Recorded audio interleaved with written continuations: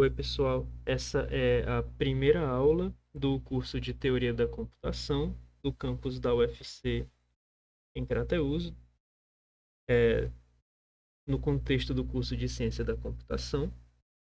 E bem, a disciplina de Teoria da Computação, ela dá prosseguimento aos estudos sobre linguagens formais e reconhecedores e geradores, que é iniciado na cadeira de linguagens formais e autômatos, que lida com as linguagens regulares, com as linguagens livres de contexto determinísticas e sensíveis ao contexto. Na disciplina de teoria da computação, a gente lida com as linguagens recursivas, com as linguagens recursivamente enumeráveis e com linguagens que são indecidíveis, ou seja, que não possuem um reconhecedor ou um gerador para seus elementos. Portanto, na disciplina de teoria da computação, a gente lida para as linguagens recursivas com máquinas de Turing e gramáticas irrestritas. Para as linguagens recursivamente enumeráveis, a gente lida com o conceito de semidecisão com as máquinas de Turing. E quanto às linguagens indecidíveis, a gente vai utilizar argumentos de contagem para mostrar que são indecidíveis, ou a gente vai utilizar reduções e alguns outros resultados, como por exemplo a indecidibilidade do problema da parada. Bom, a gente começa o curso de teoria da computação com as noções básicas de máquinas de Turing, certo? Então a gente vai utilizar nessa parte da disciplina o livro Elements of the Theory of Computation, do Papa Dmitrio. Tudo bem? E, bom, a gente vai começar com as definições do que seria uma máquina de Turing. Uma máquina de Turing, ela tem dois elementos principais: a fita de operação e o seu conjunto de estados. Na fita de operação, a gente vai ter o conteúdo que é passado como entrada para a máquina de Turing, e a máquina de Turing vai agir diante desse conteúdo, dado esse conteúdo, de acordo com o seu estado atual. A máquina de Turing pode fazer algumas operações sobre a fita de entrada. Ela pode modificar o caractere que ela está lendo atualmente, e ela também pode mudar a posição de leitura uma casa para a esquerda ou mudar a posição de leitura uma casa para a direita. Uma vez que a máquina de Turing atinja, após alguma transição, o seu estado final, a máquina de Turing não performa mais operações na fita de entrada, e o seu conteúdo, caso a gente esteja fazendo uma computação, é reconhecido como a saída da máquina de Turing, para uma vez que ela tenha recebido o conteúdo inicial da fita como entrada. Tudo bem? Existem contextos em que uma máquina de Turing vai ter dois estados finais: um estado para aceitação e um estado para rejeição. Nesses contextos, a máquina de Turing ela não vai estar representando uma computação. A máquina de Turing vai estar representando uma decisão. A depender de qual dos dois estados finais ela atinge no término da sua execução, a gente vai entender que a máquina de Turing ou aceitou ou rejeitou a entrada que lhe foi passada inicialmente como conteúdo da fita. Tá bem? Então, de uma maneira mais formal, e essa definição ela deve ser bastante similar ao que vocês conhecem da disciplina de linguagens formais e autômatas, uma máquina de Turing ela é uma quíntupla, ou seja, é uma tupla com 5 componentes. Quais são essas componentes? K é o conjunto de estados da máquina de Turing. Ômega é o conjunto de letras, de símbolos que essa máquina de Turing reconhece. É o seu alfabeto, portanto. Delta minúsculo é a sua função de transição, ou seja, é a função que determina como a máquina de Turing deve operar uma vez que ela esteja em um certo estado e lendo um certo caractere. S é o estado inicial da máquina de Turing e o conjunto H, um subconjunto de K, é o seu conjunto de estados finais. Bom, então aqui a gente tem aquela descrição.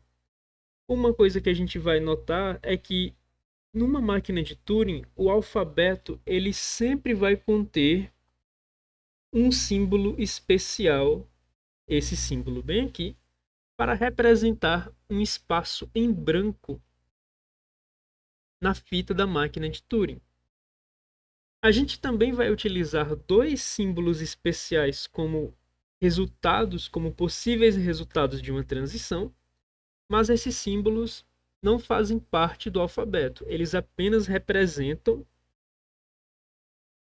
a operação de movimento para a esquerda ou a operação de movimento para a direita. A gente tem o estado inicial, a gente tem o conjunto de estados finais e o que merece mais atenção nesse momento é a função de transição. A função de transição, ela mapeia esse conjunto neste conjunto. Vamos falar sobre cada um deles. Esse conjunto, como você pode notar, ele é o produto cartesiano de todos os estados não finais com os símbolos do alfabeto da máquina de Turing. E para cada combinação de estado não final com um símbolo do alfabeto, deve estar bem determinado qual é o próximo estado da máquina de Turing quando ela se encontra em um certo estado não final, lendo um certo símbolo. É preciso determinar precisamente qual é o próximo estado na execução da máquina de Turing e qual o resultado dessa transição. O resultado dessa transição, caso seja um símbolo de ômega, representa uma operação de escrita, ou seja, a máquina modifica a posição corrente da sua fita. Mas também pode ser um dos símbolos especiais, seta para a esquerda, seta para a direita, e nesse caso, a máquina apenas movimenta o seu cabeçote de leitura uma casa para a esquerda ou para a direita, de acordo com o símbolo, certo?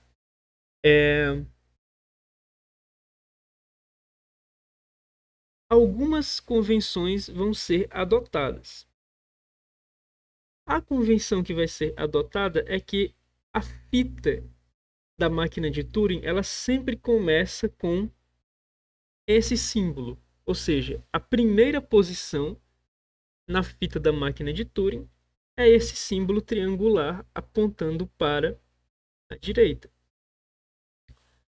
Sempre que a máquina de Turing se encontra em qualquer estado Q não final, a função de transição ela deve levar a um estado P qualquer, a ser decidido por quem escreve a função de transição, mas o caractere B de saída dessa transição deve ser um movimento para a direita. O que isso quer dizer? Isso quer dizer que, uma vez que você esteja lendo o símbolo especial do início da fita da máquina de Turing, você deve ser incapaz de sobrescrever esse símbolo e de andar uma casa a mais para a esquerda. Portanto, sempre que você lê o símbolo especial do começo da fita da máquina de Turing, a operação resultante, independente de qual seja o próximo estado, a operação resultante não pode ser uma operação discreta e não pode ser uma operação de movimento para a esquerda, precisa ser uma operação de movimento para a direita. Ou seja, a máquina de Turing ela tem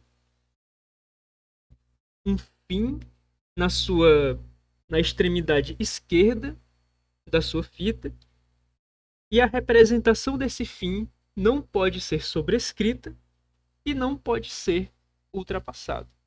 Tudo bem? É raro, na prática, encontrar uma máquina de Turing que faça algum abuso dessa convenção, tudo bem? Isso aqui serve apenas para a gente ser incapaz de escrever uma máquina de Turing que se degenere. Uma máquina de Turing cujas operações são capazes de degenerar a representação do começo da sua fita. E claro, a gente também deve ser incapaz de degenerar a representação da fita da máquina de Turing escrevendo o símbolo que representa o começo da fita numa posição qualquer, tudo bem? Ou seja, as nossas transições, independente de em qual ponto da fita nós estejamos, elas não podem ter como resultado a operação de escrita do símbolo especial que representa o começo da fita. Bem? Bom, a gente tem um exemplo de uma máquina de Turing. A nossa máquina de Turing, ela tem 3 estados. Ela possui um alfabeto. Nota que esse alfabeto é bem simples, ele tem apenas o caractere A, o símbolo de espaço em branco na fita da máquina de Turing e o símbolo de início da fita da máquina de Turing. E o nosso caractere e o nosso estado inicial é o estado Q0. Nota que a gente tem um único estado final, um estado H, e portanto a nossa máquina de Turing ela vai representar uma computação, ou seja, a execução dessa máquina de Turing, para a execução dessa máquina de Turing não é esperado que haja uma decisão, um parecer a respeito do conteúdo inicial da fita.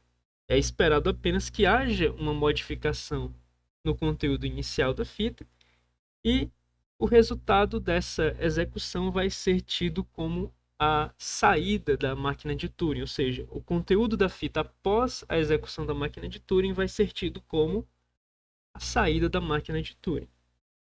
Aqui a gente representa a nossa função de transição utilizando uma tabela. Ou seja, a gente está fazendo o produto cartesiano, nota que a gente tem 2 estados não finais e 2 símbolos para além dos... e 3 símbolos no nosso alfabeto. E daí a gente está fazendo o produto cartesiano de 2 estados não finais com 3 símbolos. Portanto, a nossa função de transição ela deve ter 6 entradas. Ou seja, a combinação de cada estado com cada símbolo. Essencialmente é como se fosse uma tabela verdade, né? Só que a gente não tem apenas 2 valores por variável, né? Na variável estado a gente tem 2 valores e na variável símbolo a gente tem 3 valores. Pois bem, a nossa tabela diz que, estando no estado Q, lendo este símbolo, a gente deve performar essa ação. E essa ação, ou seja, o resultado da transição consiste de uma mudança de estado e de uma operação na fita. Então vamos ver o que a nossa máquina de Turing está programada para fazer. Quando ela se encontra no estado Q0 e lê o caractere A, ela vai para o estado Q1 e ela escreve o caractere em branco na fita. Ou seja, essencialmente, estando no estado Q0 e lendo o caractere a máquina de Turing vai para o estado Q1 e apaga o caractere A. Estando no estado Q0 e lendo um espaço em branco na fita, a máquina de Turing não modifica a fita, ou seja, ela escreve o que já havia na fita, portanto não há uma operação de escrita de fato, e ela vai para o estado H, ou seja, ela encerra a sua execução. Aqui a gente tem a nossa entrada convencional para o símbolo que representa o começo da fita.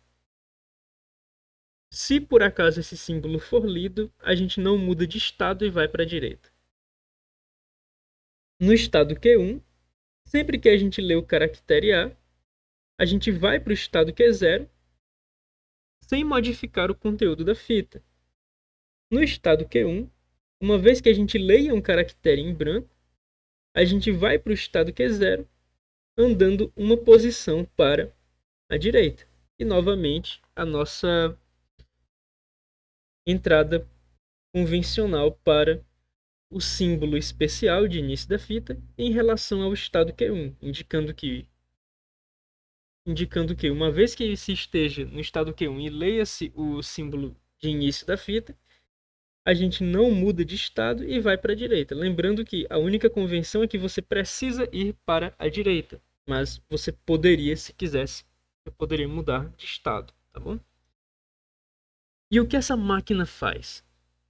Bom, o nosso alfabeto só tem um caractere que não faz parte da representação da fita, que é o caractere A.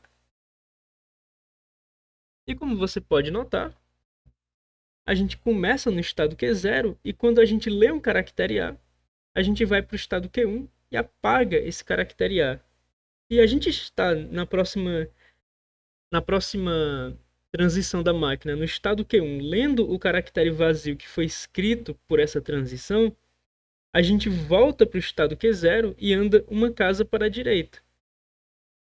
Se ao andar uma casa para a direita a gente encontra um caractere em branco, a gente encerra a execução. Caso não, caso a gente encontre o caractere a gente vai apagar esse caractere e mais uma vez ir para o estado Q1 e estando no estado Q1 lendo um espaço em branco na fita, a gente anda para a direita voltando para o estado Q0. Ou seja, o estado Q0 essencialmente é um condicional. Se a fita tem um conteúdo não nulo, apaga, vai para o estado Q1 e no estado Q1, tendo lido o caractere em branco, que foi escrito pela transição que a gente acabou de sair do estado Q0, volta para o estado Q0 andando uma casa para a direita. E daí a gente vai ficar apagando os caracteres A até encontrar o nosso primeiro caractere em branco na fita. Lembrando não, porque eu acho que eu ainda não disse isso, a fita da máquina de Turing, ela é infinita. Ela tem um fim bem determinado na sua esquerda, representado justamente por esse símbolo, mas ela tem infinitas posições para a direita. Tá bom? Então, a gente convenciona que o primeiro caractere em branco, após o primeiro caractere em branco, após o primeiro caractere não nulo da máquina, representa o fim da entrada. Então, essencialmente, essa máquina recebe uma entrada com uma quantidade arbitrária de caracteres A, e a execução dessa máquina cuida de apagar todos os caracteres A até encontrar o primeiro caractere em branco, que sinaliza o fim da entrada pela nossa convenção, e daí a máquina vai encerrar a sua execução. Bem, ou seja, essa é uma máquina que computa um resultado para uma entrada que consiste de uma quantidade arbitrária de caracteres A, e o resultado dessa computação é apagar todos esses caracteres A. Ou seja, essa é uma máquina bem simples, é uma máquina que lida apenas com a operação de apagar a sua entrada. Aqui a gente possui uma outra máquina de Turing, e nessa outra máquina de Turing a gente tem apenas dois estados, o estado Q0, que vai ser o nosso estado inicial, e o estado H, que vai ser o nosso estado final. Um alfabeto bem simples, consistindo do caractere A, do espaço em branco e do símbolo de início da fita. E a nossa operação se dá da seguinte forma. Estando no estado Q0, Lendo o caractere a máquina permanece no estado Q0 e vai para a esquerda. Estando no estado Q0 e lendo um espaço em branco, a máquina desliga e aqui é a nossa operação de convenção. Isso quer dizer que, uma vez que essa máquina seja posta a executar, ela não altera o conteúdo da sua fita, que pode consistir de uma quantidade arbitrária de As inicialmente, e ela vai para a esquerda até encontrar um caractere em branco. Ou seja, caso não haja um caractere em branco entre o símbolo de início da fita e os caracteres que compõem a entrada da nossa máquina, essa máquina não vai parar de executar. Essencialmente porque, se após o caractere de início da fita o próximo caractere for um A, você pode observar que a primeira transição e a terceira transição elas vão ocorrer uma após a outra. Primeiro ocorre a primeira transição, depois ocorre a transição da terceira linha, e volta a gente para ler um caractere A, que nos leva a ler um caractere de início da fita, e a gente fica nesse loop. Essa máquina, essa máquina que possivelmente não encerra a sua execução, ela serve para ilustrar o porquê de uma convenção que a gente vai adotar futuramente nas nossas aulas. A convenção de que a nossa entrada ela não ocorre imediatamente após o símbolo de início da fita. Na verdade, a nossa entrada ela ocorre após o símbolo de início da fita e de um caractere em branco. Ou seja, se a nossa entrada são 3 caracteres a nossa fita vai consistir do símbolo inicial da fita, após ele de um caractere em branco, de um espaço da fita em branco, e após esse espaço em branco, aí sim a gente vai ter os nossos 3 caracteres A representando a nossa entrada. Bom, aquela máquina serve apenas para a gente ilustrar o porquê que a gente vai adotar essa convenção, certo? Mas agora a gente vai falar das operações de uma máquina de Turing de uma maneira mais formal. Primeira coisa que a gente vai definir é o que seria uma configuração da máquina de Turing. E uma configuração da máquina de Turing, essencialmente, é uma combinação de estado com conteúdo da fita.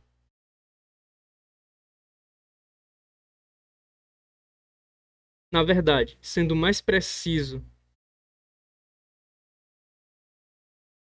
não é, mas é isso mesmo. É uma combinação de estado com conteúdo da fita.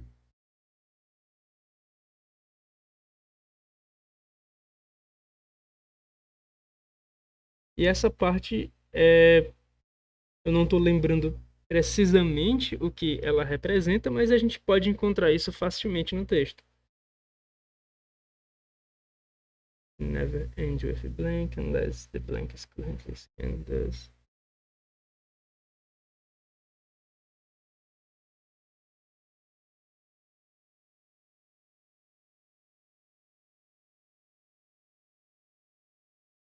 Bom,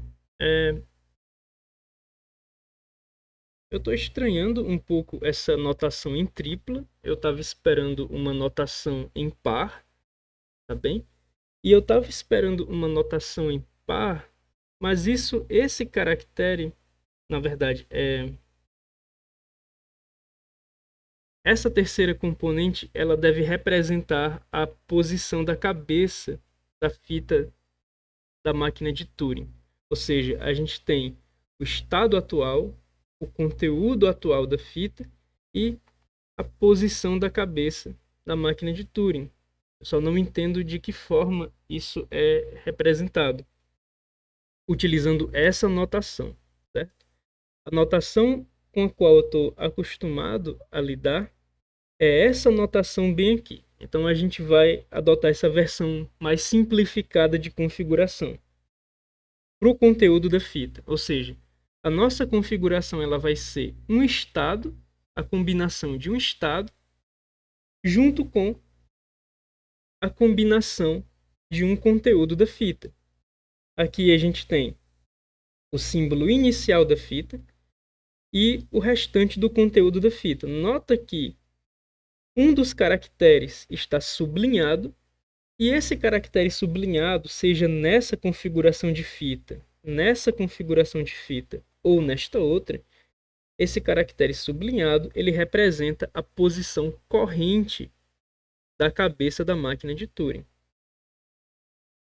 Tudo bem?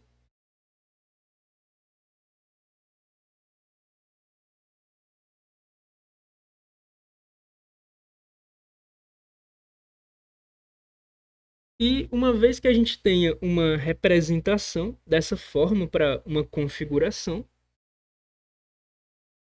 a gente vai definir o que seria uma transição da máquina de Turing, ou seja, a passagem de uma configuração para outra configuração da nossa máquina de Turing. Dadas duas configurações, na notação que eu lembro como funciona, ou seja, na notação que consiste de a combinação de um estado com um conteúdo da fita e um dos caracteres em particular sublinhado, representando a posição corrente da cabeça,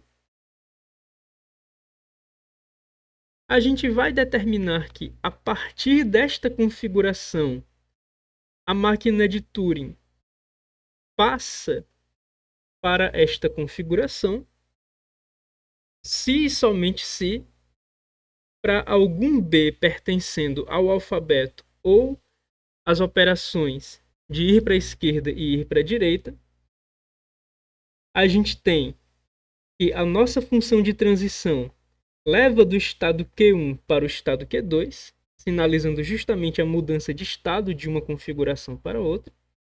E, uma vez lendo o caractere A1, escreve o caractere B ou faz a operação de movimento B da seguinte forma: se B de fato é uma letra do alfabeto, a gente nota que essa palavra é igual a essa palavra, indicando que não houve movimento para a esquerda. A gente nota que as palavras U também são iguais, indicando que não houve movimento para a direita.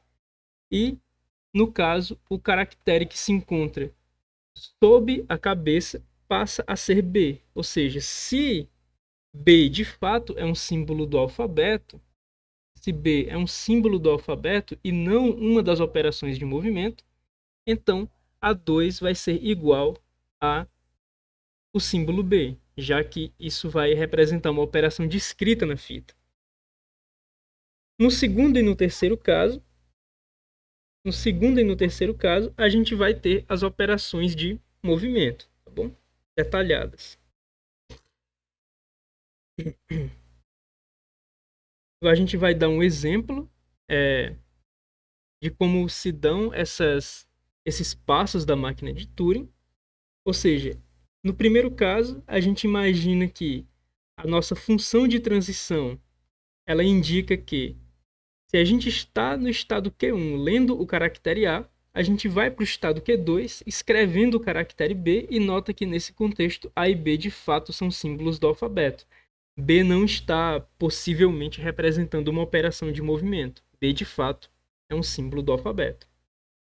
O que a gente faz é sair dessa transição onde a gente se encontra no estado Q1 lendo o caractere A e a gente vai para essa transição onde a gente se encontra e a gente sai dessa configuração onde a gente está no estado Q1 lendo o caractere A e dá um passo para essa configuração onde a gente se encontra no estado Q2 e a posição corrente da cabeça teve o seu conteúdo modificado de A para B.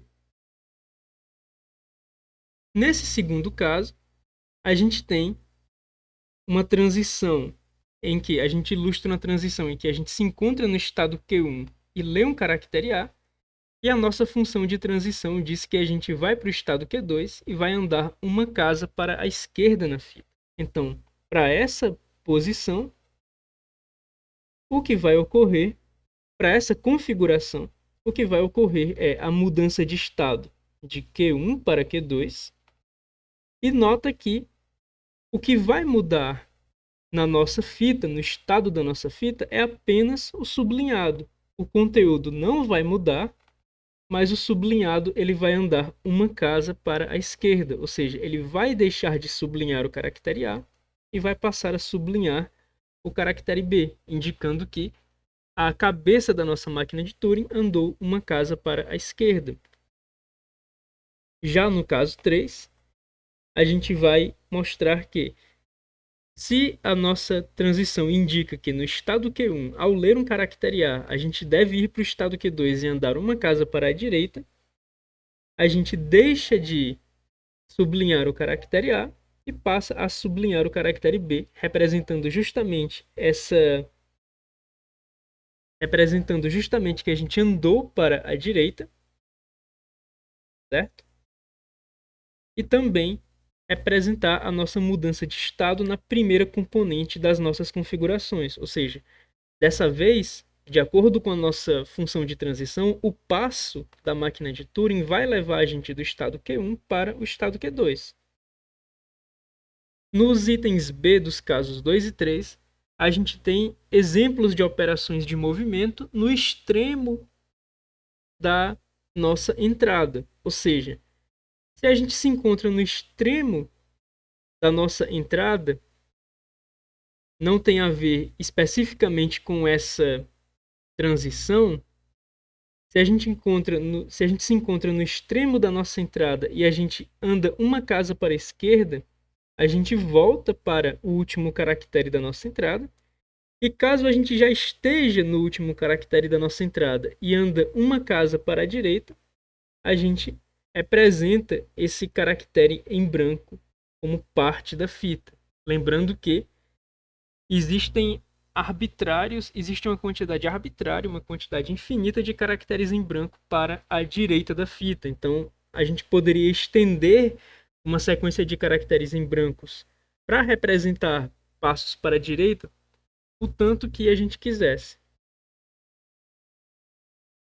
Bom, agora a gente vai, dado que a gente já tem uma noção de como funciona a função de passo da máquina de Turing, ou seja, ela representa a passagem de uma configuração para outra, e uma configuração consiste de uma combinação de estado da máquina de Turing com conteúdo e posicionamento de cabeça na fita. A gente vai definir a função de múltiplos passos da máquina de Turing. Essencialmente, ela é o fecho reflexivo e transitivo da função de passo. A gente vai representar as nossas configurações por C1, C2 até Cn, certo? E a gente diz que a partir de uma configuração C1 é possível atingir uma configuração C2 se, estando na configuração C1, a função de múltiplos passos da nossa máquina de Turing M é capaz de nos levar para a configuração C2.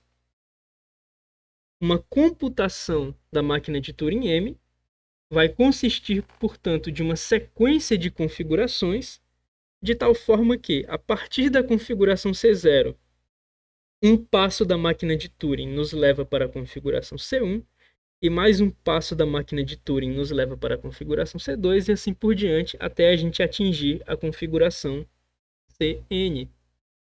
A gente também poderia abreviar escrevendo C0 múltiplos passos Cn.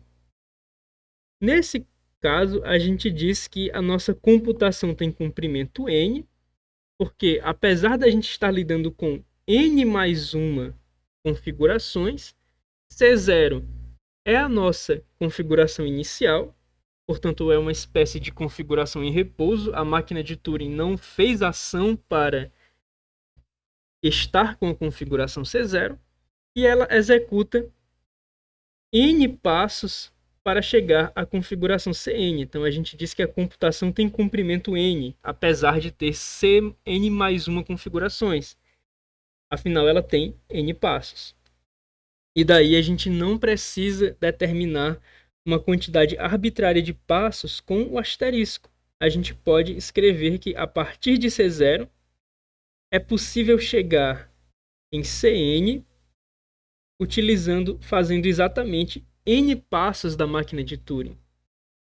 Quando a gente escreve isso, a gente está dizendo que a partir de C1 é possível chegar em C2 com uma quantidade arbitrária de passos da máquina M. Quando a gente escreve isso, a gente está dizendo que a partir de C0 é possível chegar em C1 com exatamente um passo da máquina M. E aqui a gente está determinando exatamente a quantidade de passos da máquina M que são necessários para, a partir da configuração C0, atingir a configuração Cn. Para encerrar a nossa primeira aula, a gente vai dar um exemplo de uma computação da nossa máquina de Turing que apaga a entrada que ela recebe. E nota que a gente já começa a observar aquela convenção que eu acabei adiantando devido ao nosso segundo exemplo de máquina de Turing. Observa que a entrada da máquina, a entrada que está na fita da máquina, não ocorre imediatamente após o símbolo de início da fita. A entrada que está presente na fita da máquina ocorre exatamente após um caractere em branco que se encontra à direita do símbolo inicial da fita. E a gente convenciona também que antes da sua execução, ou seja, antes de performar qualquer passo, qualquer transição, a máquina de Turing ela tem a sua cabeça repousando exatamente nesse caractere em branco. Ou seja, esse caractere em branco serve tanto para separar a entrada do símbolo especial de início da fita, como ele também serve como um lugar de repouso para a cabeça da fita, certo? E aqui a gente vai observar a execução da nossa máquina que apaga a sua entrada, a máquina do exemplo 1. Bom, estando no estado Q1 e lendo um caractere em branco, a gente vai para o estado Q0 e anda uma casa para a direita, nota que o sublinhado mudou de posição. E estando no estado Q0 e lendo um caractere a gente vai para o estado Q1, escrevendo o caractere em branco no lugar do caractere A. Uma vez que a gente esteja no estado Q1 e leia o caractere vazio, a gente vai para o estado Q0, avançando a posição da nossa cabeça uma casa para a direita. Nota que esse procedimento vai se repetir até que todos os caracteres da fita tenham sido apagados. Vai chegar o momento, portanto, em que a gente vai apagar o último caractere da fita. Ou seja, após a gente ter apagado o penúltimo caractere da fita, a gente vai estar nessa configuração, ou seja, no estado Q1, e lendo um caractere em branco, e a máquina vai performar um passo que nos leva ao estado Q0, andando uma casa para a direita, lendo o último caractere da nossa entrada. E nesse estado, nessa configuração, a máquina vai para o estado Q1 e apaga o último caractere da sua entrada. Estando no estado Q1, lendo o caractere em branco, a máquina vai para o estado Q0 sem modificar a sua fita. Na verdade, andando uma casa para a direita. E a partir desse momento que ela anda uma casa para a direita e não encontra um caractere A, ou seja, ela encontra um novo caractere em branco, isso sinaliza que a entrada da máquina acabou E, portanto, estando no estado que é zero e lendo o primeiro caractere em branco, que não foi ela que escreveu, ou seja, o primeiro caractere em branco após a entrada, ou seja, que sinaliza o fim da entrada, a nossa máquina ela vai dar o seu último passo, indo para uma configuração que consiste do estado final e desse conteúdo da fita, ou seja, sem modificar a fita. Leu o caractere em branco e escreveu o caractere em branco, não modificou a fita. E a partir dessa configuração não existem outras, porque não existem outras seguintes, porque a gente se encontra no estado final, tá bom? Então, esse exemplo ele mostra a nossa, isso ilustra a nossa máquina de Turing que apaga a sua entrada. Bom, apagando a sua entrada. Serve para a gente ter uma noção mais prática de como a gente relaciona as configurações da máquina de Turing com a função de passo e, portanto, com as transições da máquina de Turing. Tá bom? A gente continua estudando máquinas de Turing na nossa próxima aula. Então, até lá.